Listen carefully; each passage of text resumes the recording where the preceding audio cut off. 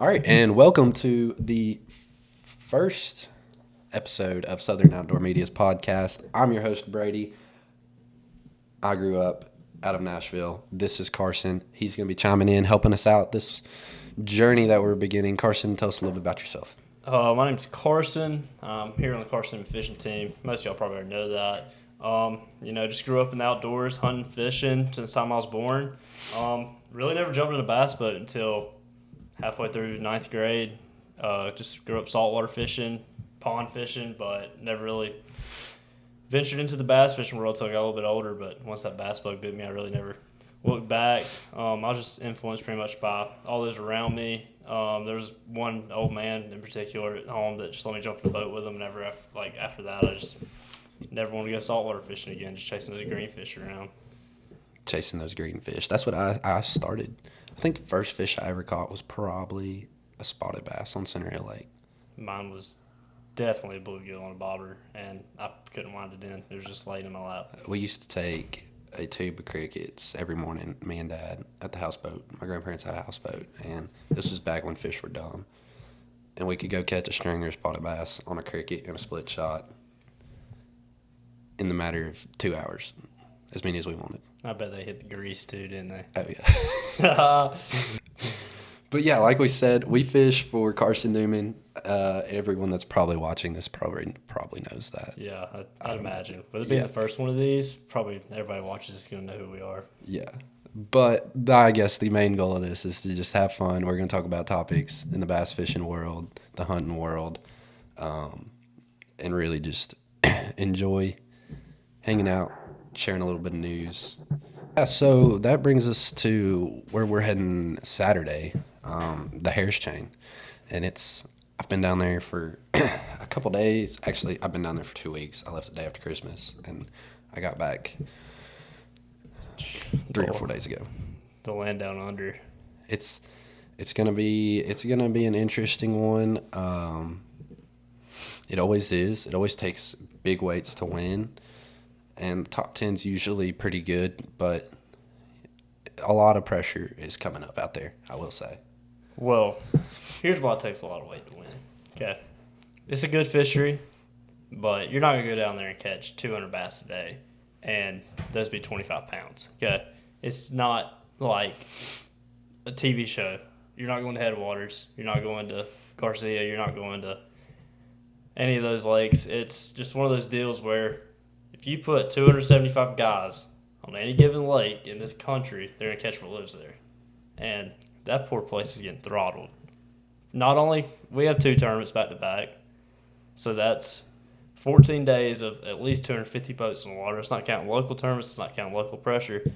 Then MLF, they decided, let's just throw a Yoda on top of them boys. So, yeah, so a matter of probably 500 boats in the matter of not even a 3-week span. And the thing is, there is so much unfishable water down there. It is. You're looking for 5 bites a day. And 98% of those fish live in 10% of the water. Yeah, 100%. I mean, you can go anywhere and catch bass, but 90, there's 10% of the lake where you're actually going to be successful. Out of all the lakes, there's probably 10% over every lake combined where you're actually going to be successful and have a good finish. And these boys that fish at college level, Toyota level, they're going to find out where they know. Yeah, everyone knows. And then Florida bass, when you get around them, they're going to bite. So it's one of those things where you think you got it to yourself. Yeah, you ain't got it to yourself. You don't have anything to yourself out there. And, there's been enough tournaments down there. Everyone knows where it's going to go down. Everyone knows where it's going to happen. It's just a matter of getting there, getting the bites in time, because that place gets stingy after 11 o'clock. I ain't going to lie. Some of y'all college boys need to learn how to fish with a screw lock till game day rolls around. Because them poor old things, they got 14 hook holes in their mouth, and they ain't even gone in a live well yet. Yeah, it's gonna be an interesting 2 weeks down there for sure. By the time the Toyota leaves, there'll be more fish within 500 yards of Venetia Gardens than there are on the whole daggone Harris chain, because everybody's going to bring 5 of them back to the boat ramp, whether it's 6 pounds or 60 pounds. And them daggone things, if they ain't bellied up, they're going to be suspended out there in the middle of nowhere crying, help me. Yeah, them locals are going to be winning tournaments out off the Venetian Gardens Island for 2 weeks after. They probably could just go crank the boat ramp like it's East Tennessee and throw a shad wrap and snag hook 5-pounders after these boys get done with it. Yeah, I don't know how I feel about 3 tournaments on top of each other. You have on the same fishery. On the same fishery, you could go so many other places. You can go, if you're really wanting to start down south, you can. You got Seminole. You got places out in Texas. There's a million different lakes to put a tournament on down south. You can put them on Seminole. You can put them on Eufaula. You can put them anywhere. My thing is, you look at this from 2 different perspectives. Number one, college kids missing 2 weeks of school is tough. Yeah. You got it financially because a lot of these college boys work part-time, go to school, and fish. That's 2 weeks off work. Some teams are big enough they can send two different fleets of boats back and forth and afford that. Our school, we're sending 8 down there, and then 8 are staying. So that means people are taking off work. That's time away from families. And that's just, that's school, class. And then you look at it from a conservation standpoint, that place needs a break. It's Florida fishing. It gets tough. Cold front moves in. It gets even tougher. I'm not saying send us to a place that's fun. Send us to Fort. Somewhere. Send us anywhere. Somewhere. Besides, everyone being on top of each other.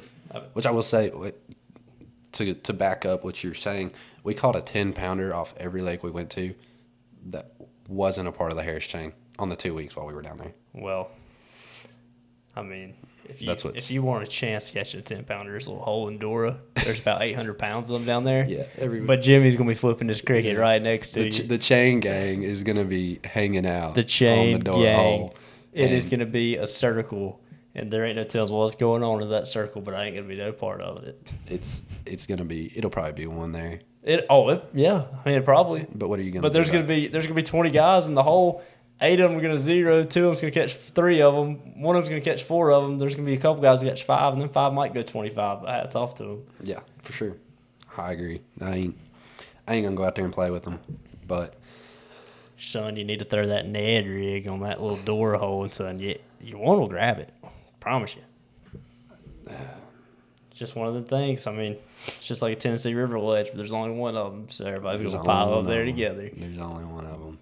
And that's the reality of it. But that being said, it's still going to be fun. It's going to be fun. There's going to be there's other holes. It won't be one off any other holes, but there's plenty of fish to be caught elsewhere, and it's going to be fun. And they ain't spawned yet.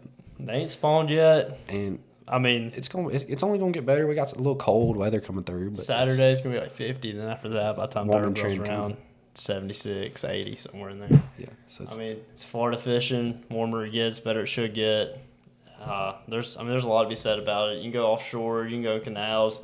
There's enough water to spread people out, but the guys that find them in practice and know what they're doing, they're all going to be on top of each other. Because there will be guys that get there the first day, and they graph every inch of that place and find every daggone shell that lives in that lake. And if you got it to yourself, you ain't got it to yourself. 100%. I definitely agree. And well, we got one more in Florida too. We do. We have Natty. We both made the Natty last year. Yeah, we got a Natty down there. That one will be fun. That will be fun. That's gonna be a good one, dude. It's setting up right. February, you're gonna have some post spawners. You probably still have some spawners. You probably have some pre spawners too. It's a little bit further south than Florida, but not too much further south. But that's gonna be like one that's textbook Florida fishing. Like if you want to go swim a worm around, you catch fish doing it. If you want to go flip a big weight, you catch fish doing it. If you want to go offshore, you catch fish doing it. It's just, that place should set up right. Yep, and you'll get to watch all the tour guys do it first. I think theirs is 2 weeks before ours. Theirs might be full on use your eyeballs. Yeah. Ours might be. Yeah. Because that first wave's, they're the big ones. Yeah, so it's going to be fun. That'll be a good one, end of February. So that's kind of our Florida. That's our first swing down to Florida, and then we start our way back up. No, then we spread out, dude. Yeah, Like- I wouldn't say back up. No, I mean, we we're- come up all right. We're going from Florida to Missouri. Next thing you know, we're going to Virginia. Virginia. Then we're going to Cherokee. It's just, I mean, it's gonna be. Yeah, we have one in our backyard. That's a topic for another time. That'll be a good one. Yeah, get to sleep in our own bed for that one. 8-minute drive, son. Don't be late to the boat ramp. Hardest ones to win. Hardest ones to win, but the most fun to practice for. Yeah. So, I but don't know. It's just gonna be one of them years, man. You better tighten your bolts and grease your bearings because we're going places. we're going places. It's gonna be fun. Everyone. It'll be fun for everyone, not just us. It's a pretty good trail. Honestly, I don't mind it. I don't mind it, but like one of the things, like I don't know if there comes a time that it just change it up a little bit. Yeah. We'll see. It'll be a shakedown for sure. We got the classic coming Yeah, I up was here about to soon. say we got one more thing Right here to in look forward Knoxville. to. That'll be fun. Drive some camera boats around, That'd be- shake some hands. That'll be next week's topic. We talk about the classic. Or Oh, next month. shout out to Lewis. Lewis. Yeah. Lewis is gonna be on old Rocky Top. Let's go, Lewis. We need to get Lewis down here. Oh, Lewis is coming. We're going to get Lewis on podcast one night. Talk to Lewis. See what he thinks. See how he's feeling.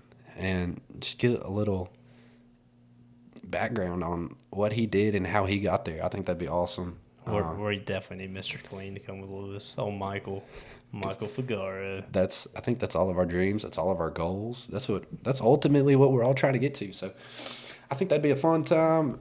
That pretty much wraps up what we're trying to do tonight. Like I said, welcome to Southern Outdoor Media.